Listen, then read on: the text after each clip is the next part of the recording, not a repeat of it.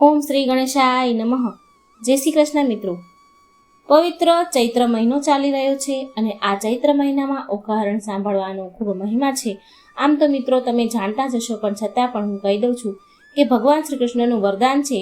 જ્યારે શ્રી કૃષ્ણ ભગવાને તાવને દોરડે બાંધ્યો હતો ત્યારે ભગવાન શ્રી કૃષ્ણએ કહ્યું હતું, જો મારા ઓખાહરણ વાંચનારા ભક્ત પાસે તું સપનામાં પણ જઈશ તો છેદી નાખીશ. તો તાવે કોલ આપ્યો હતો કે જે એકવાર ઓખાહરણ સાંભળશે તેને ત્યાં વરસમાં ન જાઓ, જે 2 વાર ઓખાહરણ સાંભળશે તેને દીઠીને નાસી જાઓ, અને જે 3 વાર ઓખાહરણ સાંભળશે તેને ત્યાં હું જન્મમાં ન દેખાવ. આવો કોલ આપીને તાવ ભગવાન શિવના કૈલાસ ધામ ગઈ અને તેનો ગણ બની ગયો હતો.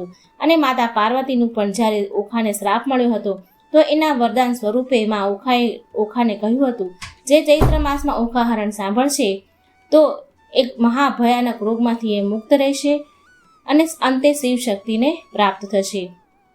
તો મિત્રો, આ વરદાન સ્વરૂપથી ઓખાહરણ સાંભળવાનો ખૂબ જ મહિમા છે. અને આ ઓખાહરણ સાંભળતી વખતે 3, 5 કે 7 શેરનો દોરો લેવો, અને જ્યારે સંપૂર્ણ તમે સાંભળી લો ત્યારે એ દોરો ઘરના સભ્યોના હાથમાં બાંધવો, નાના બાળકોને બાંધવો, જેથી આખું એ વર્ષ નિરોગી રહેવાય છે. ઓમ નમો ભગવતે વાસુદેવાય. બોલો ઓખા અનિરુદ્ધની જય, બોલો ઓખા રાણીની જય. વેશપાયન બોલ્યા, હે જન્મેજય.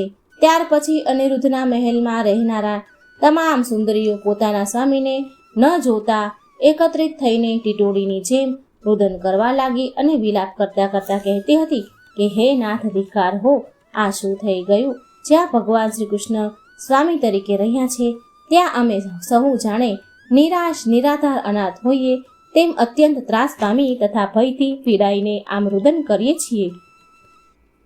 જેમના બાહુઓનો આશ્રય કરીને ઇન્દ્ર આદિ દેવો આત્યો સાથે મરુણ ગણો સાથે સ્વર્ગમાં સુખેથી રહે છે, તે સર્વને ભય પમાડનાર ભગવાન શ્રી કૃષ્ણના આ લોકમાં આ ભય ઉત્પન્ન થયો છે.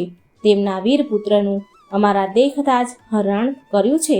અતિ દુષ્ટ બુદ્ધિવાળા અપહરણ કરનાર ખરેખર આ લોકમાં કોઈનાથી જ તેને ભય નથી.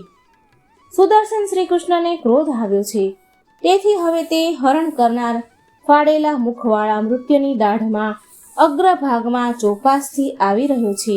એ શત્રુઓના મોહથી શ્રી કૃષ્ણની સામે સામનો કરવા ધાર્યો છે. યાદવ શ્રેષ્ઠ સામે આ અજુગત વર્તન કરીને સાક્ષાત ઇન્દ્ર હોય તોય તે જીવતો કેમ છૂટશે? આમ અમારા સ્વામીનું હરણ થતાં અમે શોકમગ્ન અને અનાથ થઈ ગયા છીએ. અમારા સ્વામીના વિયોગથી અમે અગ્નિદેવને વશ થઈએ છીએ. એ સ્ત્રીઓ આવું બોલતી હતી અને વારંવાર રડતી હતી, ખૂબ વિલાપ કરતી હતી. તેથી આત્માથી નિશાશાના અશ્રુઓ સારતી હતી.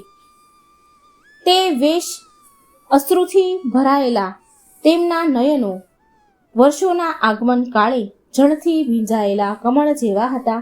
એ સમયે સેંકડો સ્ત્રીઓ અનિરુદ્ધના મહેલની અગાશી પર ઊભી રહીને રુદન વિલાપ કરી રહી હતી. તેના રુદનનો અવાજ ટીટોડીની ચીસો જેવો સંભળાતો હતો. તે પોકારો પાડી પાડીને રડતી હતી. હવે તે પોકાર સાંભળીને આ કોઈ નવો જ ભય પેદા થયો હતો. એમ માનીને યાદવો પોતાના ઘરોમાંથી બહાર આવ્યા. અનિરુદ્ધના ઘરમાં આટલો કોલાહલ શાને થઈ રહ્યો છે? શ્રી કૃષ્ણથી સુરક્ષિત આપણા પર આવો ભય ક્યાંથી આવ્યો? આમ તેઓ એકબીજાને કહી રહ્યા હતા, અંદરો અંદર વાતો કરી રહ્યા હતા. તેઓ સ્નેહાતુર થયા હતા. સૌ પોતપોતાના ઘરેથી બહાર નીકળ્યા. તે સમયે શ્રી કૃષ્ણની યુદ્ધ માટેની મોટી નોબત વગાડવામાં આવી, જેના શબ્દોથી સૌ યાદવો એકત્રિત થઈને ભેગા થઈ ગયા અને પૂછવા લાગ્યા કે આ બધું શું છે? કારણ જાણતા સહુ યાદવોના નેત્રો લાલ ગુમ થઈ ગયા. સહુ ઊભા રહી ગયા. તેમાં વિપૃથ નામનો યાદવ વારંવાર નિશાશા નાખતો હતો. પછી તે શ્રી કૃષ્ણ વિશે કહેવા લાગ્યો કે હે ઇન્દ્રતુલ્ય શ્રી કૃષ્ણ, આ બધું શું છે? તમે શા માટે ચિંતાથી ઘેરાયેલા છો? તમારા બાહુબળ રૂપી પ્રાણવાળા સહુ યાદવો અહીં આવીને તૈયાર ઊભા છે. હે કૃષ્ણ, આ સહુ યાદવો તમારા આશ્રય છે. તે જ રીતે ઇન્દ્ર પણ તમારા પર જય પરાજયનો આધાર રાખીને નિરાતે સૂવે છે. તો પછી તમે જ એકલા કેમ ચિંતામાં છો? તમારા સહુ જ્ઞાતિ બંધુઓ શોકમાં ડૂબેલા છે. તેનો તમે શોકમાંથી ઉદ્ધાર કરી શકો તેમ છો. તેમને ઉગારી લો. તમે ચિંતાગ્રસ્ત થઈને કેમ કંઈ બોલતા નથી? હે કૃષ્ણ, કેમ કંઈ બોલતા નથી? પ્રભુ, તમે વ્યર્થ ચિંતા ન કરો. યાદવ વિપૃષ્ઠએ જ્યારે આ પ્રમાણે કહ્યું ત્યારે ભગવાન શ્રી કૃષ્ણએ અનેક નિશાસા નાખ્યા. પછી તેઓ નિરાશ થઈને બોલ્યા, હે વિપ્રથુ, આમ ચિંતાથી ઘેરાઈને મેં આ કાર્યનો વિચાર કર્યો છે, પણ ઊંડા વિચારના અંતે આ કાર્યને સિદ્ધિ કરી શકતો નથી. આ જ કારણથી તમે મને આમ કહ્યું છે, છતાં હું કોઈ ઉત્તર આપી શકું તેમ નથી તમને. છતાં આ યાદવ સમક્ષ અર્થયુક્ત વાણી ઉચ્ચારું છું, તે તમે સાંભળો. હું જે કારણથી ચિંતામાં છું તેનું આ કારણ છે કે મારો પૌત્ર અનિરુદ્ધનું હરણ કરાયું છે. તે પૃથ્વી પરના સર્વ રાજાઓ આ યાદવો શક્તિશાળી છે એમ માનશો. પૂર્વ આપણા રાજા આહુક રાજા ઉગ્રસેનનું સાલ્વ રાજાએ હરણ કર્યું હતું, ત્યારે આપણે તેની સામે દારૂણ યુદ્ધ કરીને તેને પાછા લાવ્યા હતા. આપણો પ્રદ્યુમન જ્યારે બાળક હતો ત્યારે સમરાસુરે તેનું હરણ કર્યું હતું, પરંતુ યુદ્ધમાં આખરે તેને પ્રદ્યુમને જ માર્યો હતો. તે પછી અહીં પાછો આવ્યો હતો. પણ આ તો મોટું દુઃખ છે કે અનિરુદ્ધનું ક્યાં હરણ કરાયું છે તેની આપણને કંઈ જ ખબર પડતી નથી. હે યાદવ શ્રેષ્ઠ, હું અપરાધ વિશે નથી વિચારતો. તમે માનશો નહીં તો હું ભસ્મથી ઢંકાયેલો અગ્નિ જેવો છું. આ રીતે જેણે મારા મસ્તક પર પગ મૂક્યો છે તેનો હું સહપરિવાર જીવ લઈશ. સાથે બોલ્યા, હે અનિરુદ્ધની શોધ કરવા માટે જાસૂસોને મોકલીને સમગ્ર પૃથ્વી પર શોધખોળ કરાવો. પછી શ્રી કૃષ્ણજીએ રાજા ઉગ્રસેનને મંદ મંદ હાસ્ય કરતા કહ્યું કે હે રાજન, ગુપ્ત તથા જાહેર જાસૂસોને આજ્ઞા આપો. વૈશંપાયન બોલ્યા. શ્રી કૃષ્ણના વચન સાંભળતા જ રાજા ઉગ્રસેને અનિરુદ્ધની શોધખોળ કરવા માટે ગુપ્ત અને જાહેર એમ તમામ જાસૂસોને આદેશ આપ્યો. તેમને જાસૂસો અશ્વ સવારો થઈ રથ યોદ્ધાઓને આદેશ આપ્યો કે તમે બધે જ ફરી વળો, ગુપ્ત અને જાહેર સ્થળો ખૂંદી વળો અને ત્વરિત ગતિએ શોધખોળ જરૂર કરો. તમામ ઉદ્યાનો, બગીચાઓ તથા વાડીઓ, જંગલો, બધી જ જગ્યાએ શોધ કરો અને અનિરુદ્ધનો પતો લગાવો. સેનાપતિ બોલ્યા, હે પ્રભુ શ્રી કૃષ્ણ, તમને જો ગમે તો મારું આ વચન સાંભળો. મને લાંબા સમયથી વચન કહેવા માટે મનમાં વિચાર રમ્યા કરે છે. તમે અતીતમાં પુલોમા, નિષુંદ, નરકાસુર, સાલ્વ, ક્ષોભ વગેરેને યુદ્ધમાં તમે હણ્યા છે. વળી અતિ મહાન હયગ્રીવને પણ દેવોના કારણે થયેલ દારૂણ યુદ્ધમાં સહુ પરિવારને માર્યા હતા. હે મધુસૂદન, રણ મેદાનમાં તમે આ કાર્યો કર્યા છે. તે વેળા તમારે પગલે ચાલનારો કોઈ સહાય કરતા નટતો તમારો કોઈ શત્રુ રહ્યો નથી. તો વળી એ કૃષ્ણ કલ્પવૃક્ષ પારિજાત વૃક્ષનું દુષ્કાર્યનું કાંડ પણ તમે જ કર્યું છે. તે કારણયુક્ત અતિ મહાન કર્મ હતું. તે વેળાએ શ્રી કૃષ્ણ ઐરાવત હાથીના મસ્તિષ્ક પર શ્રી કૃષ્ણએ બેસીને ઇન્દ્રને તમારી સાથે યુદ્ધ કરવા આવ્યો હતો, તો તેને પણ તમારે ધૈર્યથી પરાજિત તમે કર્યો હતો. હવે તે કારણે ઇન્દ્ર તમારી સામે વેર કરે, એ વેરના કારણે કદાચ ઇન્દ્રએ અનિરુદ્ધનું હરણ કર્યું હોઈ શકે છે. બાકી તો તમારી સામે કોઈની લડવાની તાકાત નથી. સેનાપતિ આમ બોલ્યા ત્યારે નાગની પેઠે ફૂફાડા મારતા બુદ્ધિવંત શ્રી કૃષ્ણએ મહાબળવાન સેનાપતિને કહ્યું કે હે સેનાપતિ, ના, એવું ન હોઈ શકે. દેવો કદાપી આવું હલકું કાર્ય ન કરે. તેઓ એટલા બધા કાયર નથી કે અક્રૂર નથી હોતા, કર્મનિષ્ઠ હોતા નથી કે બાત્વિક પણ હોતા નથી, બાલિશ્વ પણ હોતા નથી. વળી દેવોને કારણે દાનવો દૈત્યોનો સંહાર કરવાનું મારું કાર્ય તો ચાલુ જ છે. દેવોને રાજી અને સુખી રાખવા માટે હજી હું રણમાં મહાસૂરવીર અને ગૌરવરસિત રાક્ષસોનો નાશ કરું છું. હું દેવોના કાર્ય કરવા માટે હંમેશા તૈયાર જ રહું છું. દેવોમાં જ મારું મન છે. હું દેવોનો ભક્ત છું. દેવોનું કલ્યાણ કરવા તૈયાર રહું છું. મને આ રીતે ઓળખનારા દેવો આવું કાર્ય કદાપી ન કરી શકે. દેવો હલકી પ્રવૃત્તિના હોતા નથી, પણ સત્યનિષ્ઠ જરૂર હોય છે. ભક્ત પ્રત્યે અત્યંત દયાળુ હોય છે, તેથી તે કદી પાપ કરે જ નહીં. મને તો એવું લાગી રહ્યું છે કે આ કોઈ વ્યભિચારણી સ્ત્રીએ જ અનિરુદ્ધનું હરણ કર્યું હશે. માટે ઇન્દ્ર સહિત કોઈ દેવો આવું નીચ કર્મ કરે જ નહીં.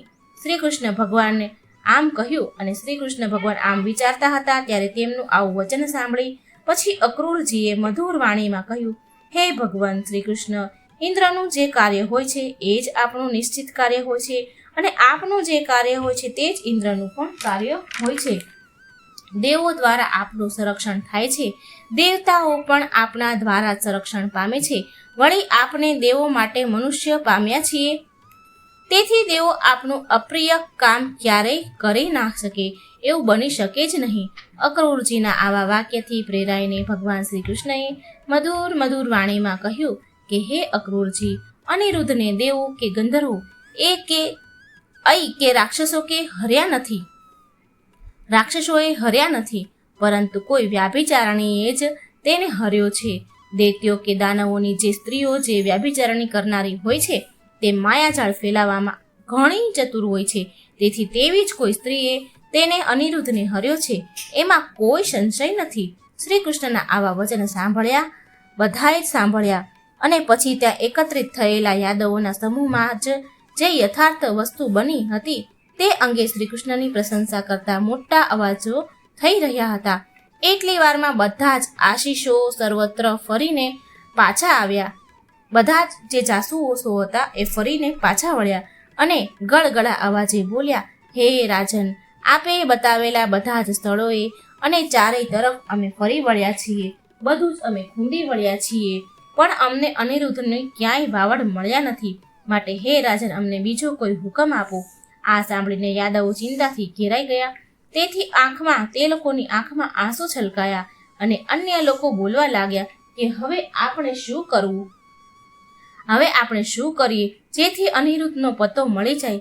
રાત્રે તો આવી રીતે વીતી રહી હતી અને સવાર પડ્યું અને સૂર્યોદય થયો. બરાબર ત્યારે જ નારદજી પધાર્યા. શ્રી કૃષ્ણએ તેનું યોગ્ય પૂજન કરીને આસન આપ્યું.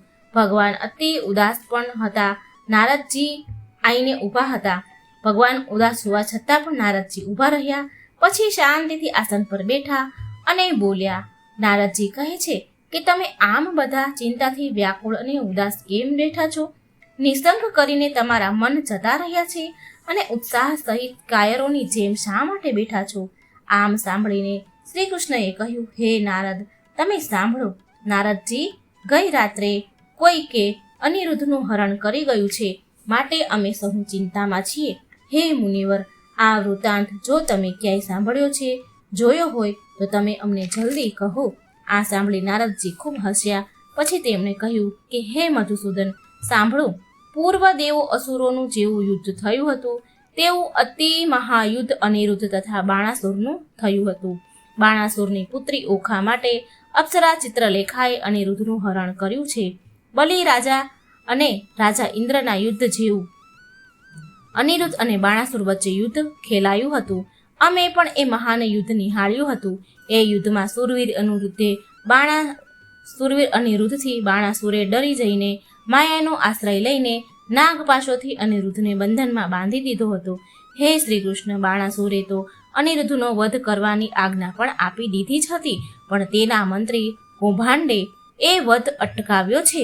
માટે તમે હવે યશ, કીર્તિ, વિજય મેળવવા માટે સત્વરે ઉઠો અને જય મેળવવા ઈચ્છતા અને પ્રાણનું રક્ષણ કરવાનો આ સમય નથી, કેમ કે ધૈર્યનો આશરો લઈને નિશ્ચિત અનિરુદ્ધ ગમે તે ઉપાયે હજી સુધી ટકી રહ્યો છે. પ્રભુ, નારદજીએ આમ કહ્યું ત્યારે પ્રતાપી વીર્યવાન ભગવાન શ્રી કૃષ્ણ યુદ્ધ કરવાની આજ્ઞા આપી દે છે.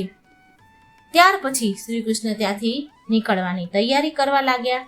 તૈયાર થયા ત્યારે લોકોએ તેને બીજા ડાંગરથી, બાજરાના ડાંગરથી, ધાણીથી, ચંદનથી વધાવવા લાગ્યા. ત્યારે નારદ બોલ્યા, હે માધવ, અત્યારે ગરુડને સ્મરણ કરવા માટે તમે યોગ્ય છો પ્રભુ, કેમ કે અન્ય કોઈ રીતે તમે ત્યાં જઈ શકશો નહીં. હે માધવ, એ માર્ગ અતિશય દુર્જય છે. સાંભળો, અનિરુદ્ધ હમણાં જ્યાં છે તે શોણિતપુર નગર અહીંથી 11,000 યોજન દૂર છે. માટે હે ગોવિંદ, મનવેગી અને પ્રતાપી ગરુડને તમે બોલાવો, કેમ કે તે જ તમને 2 ઘડીમાં લઈ જશે. નારદ મુનિનું આવું વચન સાંભળીને તે જ સમયે ગરુડજીનું સ્મરણ કર્યું ભગવાન શ્રી કૃષ્ણએ. પછી શ્રેષ્ઠ ગરુડજી તરત જ આવી ગયા. શ્રી કૃષ્ણ સામે 2 હાથ જોડીને નમસ્કાર કરીને ઊભા રહ્યા અને પછી ગરુડજી બોલ્યા, હે ભગવાન, તમે મને શા માટે યાદ કર્યો? એવું તે શું કામ પડ્યું તે મને કહો. પ્રભુ, મારી પાંખોના ઝાપાટાથી કોના નાશ કરું? કઈ નગરીનો નાશ કરું? મારા પ્રભાવથી મારા બળને કોણ નથી જાણતું? તમારી ગદાના વેગને અને ચક્રની અગ્નિને કોઈ મૃડ આત્મા જ જાણતો નથી. તે ગર્વ કરીને મરવાને તૈયાર થયો છે. કોનો દેહ ચીરાઈને જમીન પર પડવાનો છે? પ્રભુ, હે કેશવ, શંખની ગર્જના વડે તમે કોનો પ્રાણના મોહ પમાડવા જઈ રહ્યા છો? આજે કોણ સહપરિવાર યમના દ્વાર પર જવાનો છે? ગરુડજીના આ બધા સવાલના જવાબ આપતા ભગવાન શ્રી કૃષ્ણ બોલ્યા, હે પક્ષી શ્રેષ્ઠ અને વક્રતા શ્રેષ્ઠ ગરુડજી, સાંભળો. બાણાસુર કોઈથી પણ પરાજિત નથી થયેલો. અનિરુદ્ધને શોણિતપુર નગરમાં ઓખાના કારણે નાગપાશમાં બંધાયેલ છે. વળી તે કામદેવથી પીડિત છે અને નાગપાશમાં છે. માટે હે પક્ષીરાજ, તેની મુક્તિ કરાવવા માટે મેં તમને બોલાવ્યા છે. હે કશ્યપ વંશી ગરુડજી, તમારા વેગ સમાન બીજો કોઈનો વેગ નથી. એ જ કારણે તમે પક્ષી શ્રેષ્ઠ જણાવ છો. શોણિતપુરના માર્ગ જવાનું શક્ય નથી. માટે જે સ્થળે અનિરુદ્ધ છે ત્યાં તમે મને જલ્દીથી લઈ જાઓ. કેમ કે હે વીર, પુત્ર પ્રેમથી પ્રેરાઈને પ્રદ્યુમનની પત્ની રુદન કરી રહ્યા છે, ખૂબ વિલાપ કરી રહ્યા છે. માટે તમારી કૃપાથી તેનું પુત્ર મિલન જલ્દી થાય એવું શક્ય હોય એવું કરો. તમે તો પૂર્વકાળે મારી સાથે અમોદનું પણ હરણ કર્યું હતું. તમે તો મારા ધ્વજમાં અંકિત થયા છો ગરુડજી. આ સર્વ યાદવો તમારા ભક્તો છે. માટે આજે તમે મારી ભક્તિ અને મિત્રતાને માન આપો. તમારા સહારાથી અમારો વિજય થાઓ. તમે મેરુ પર્વતથી પણ ભારે અને વાયુથી પણ હળવા છો અને સત્ય પ્રતિજ્ઞાવાળા વનિતા પુત્ર, આજે ક્ષણભરમાં મને અનિરુદ્ધ માટે સહાય કરો, અમને સહાય કરો. ગરુડજી બોલ્યા, હે મહાપ્રભુ, તમારા આ વચન અદ્ભુત છે. તમારી કૃપાથી મારો સર્વત્ર વિજય થાય છે. હે માધવ, આજે તમે મારી પ્રશંસા કરીને અનુગ્રહીને ધન્યવાદને પાત્ર બન્યા છો. હે ભગવાન, તમે તો મારા માટે સ્તુતિ કરવા લાયક છો, તો પણ તમે મારી સ્તુતિ કરી રહ્યા છો. આ યોગ્ય નથી પ્રભુ. તમે તો દેવોના વેદોના અધ્યક્ષ અને સર્વ કામનાના પૂર્ણ કરનારા છો. તમારું દર્શન સફળ છે. હવે તમે ધનુષ્ય, બાણ અને ચક્ર ધારણ કરો. તમે મહાનારાયણ દેવ છો. તમે પૃથ્વીને ધારણ કરનાર વરાહ સ્વરૂપ છો. હંમેશા તમારી વશ રહેલો છું. હું તમારી આજ્ઞામાં રહ્યો છું. ત્યાર પછી શ્રી કૃષ્ણ ગરુડજીને પ્રેમથી ભેટ્યા અને કહ્યું કે હે મિત્ર, શત્રુઓનો નાશ કરનાર, તમે આ અર્ધ્ય સ્વીકાર કરો. આમ કહીને શંખ, ચક્ર, ગદા અને તલવાર ધારણ કરીને શ્રી કૃષ્ણએ પ્રેમપૂર્વક અર્ધ્ય પ્રદાન કર્યું ગરુડજીને. પછી એ મહાબાહુ કેશવ ગરુડજી પર ચડ્યા. પછી બલરામ પણ શ્રી કૃષ્ણની બાજુમાં હર્ષથી બેઠા. શ્રી કૃષ્ણ ત્યારે વિષ્ણુ સ્વરૂપ જેવા હોય તેવા શ્યામ દેખાતા હતા. તેને 4 હાથ, 4 દાઢ હતા, 4 વેદો અને 6 અંગો જણાતા હતા. ત્યારે પછી શ્રી કૃષ્ણએ દ્વારિકામાં યુદ્ધની તૈયારી કરવાની આજ્ઞા કરી અને પછી જ બાણાસુર સમીપ શોણિતપુરમાં જવાનો નિર્ણય કર્યો. શ્રી કૃષ્ણ ગરુડજી પર સવાર થયા. તેની પાછળ બળનું આયુધ ધારણ કરનાર બલરામજી બેઠા. બલરામની પાછળ શત્રુ સહારક પ્રદ્યુમન બેસી ગયા. કેશવ આકાશમાં રહેલા સિદ્ધો, ચારણોના સમૂહની અને મહર્ષિઓની વાણીઓ સાંભળતા હતા. એ મહાબાહો, તમે બાણાસુરનું તથા જે અનુયાયી હોય તેઓનો પરાજય કરજો. તમારી સામેના મહાયુદ્ધને ટકવાની કોણ સમર્થક છે? તમારી સામે યુદ્ધ કરવા માટે કોણ ટકી રહે? હે તમે બધાન પર વિજય મેળવો. તમારી પ્રસન્નતા અને કૃપાથી સર્વકુળની લક્ષ્મી ખરાબ થાય છે. તમારા પરાક્રમ પર જ વિજય છે. તમે જરૂરથી બાણાસુરનો પરાજય કરશો. આ સાંભળીને શ્રી કૃષ્ણ યુદ્ધ માટે પ્રયાણ કર્યું અને આ પ્રમાણે ઓખાહરણનો 7મો ખંડ અહીં મિત્રો સમાપ્ત થાય છે. બોલો ભગવાન શ્રી કૃષ્ણની જય. બોલો ઓખા રાણીની જય. બોલો ઓખા અનિરુદ્ધની જય. મિત્રો, વિડીયો સારો લાગે તો લાઈક, શેર કરજો. મારી ચેનલને સબસ્ક્રાઈબ જરૂર કરજો. ભગવાનની કથાઓ, વાર્તાઓ, પુરાણોની વાર્તાઓ મારી ચેનલમાં છે, એ જરૂર સાંભળજો. જય શ્રી કૃષ્ણ. રાધે રાધે. Thank you.